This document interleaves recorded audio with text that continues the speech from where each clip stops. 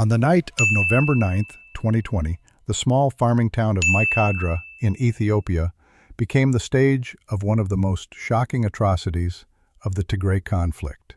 Imagine traveling hundreds of kilometers to work as a farm laborer, only to be hunted down for who you are, not what you've done. That's exactly what happened to hundreds of Amhara civilians who had come to Mai-Kadra during harvest season. They were strangers in a land already tense with political and ethnic divisions. What began as an ordinary evening of rest after long hours in the fields turned into a nightmare of unthinkable violence. Eyewitness accounts say the killings didn't wait until nightfall.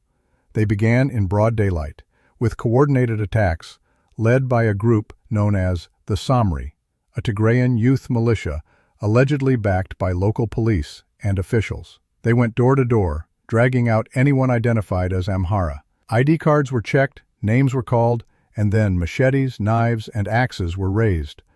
People were hacked to death in the streets, beaten inside their homes, and left to die where they fell. Survivors described the killings as systematic, an ethnic cleansing operation designed to erase entire families. Under international law, this wasn't random violence. These were war crimes, deliberate attacks on civilians, and they fit the legal definition of crimes against humanity. When federal troops and Amhara special forces finally arrived in Mai-Kadra, they found horror beyond description. Bodies littered the streets. Entire households had been wiped out. Mothers lay beside their children. Some victims were still alive but fatally wounded, too weak to move. The Ethiopian Human Rights Commission quickly launched an investigation, estimating that more than 600 civilians were killed, though many believe the true number is even higher.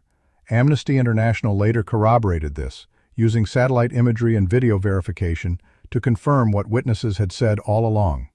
The killings were widespread, brutal, and targeted. These aren't just numbers on paper. Every statistic represents a destroyed family, a community scarred forever, and an international crime crying for justice. And this massacre is only one part of a much larger tragedy. The Mai-Kadra killings became one of the earliest and clearest signs of the brutality that would define the Tigray War. Between 2020 and 2022, researchers estimate that hundreds of thousands of civilians died in the conflict, whether from direct violence, starvation, or lack of medical care.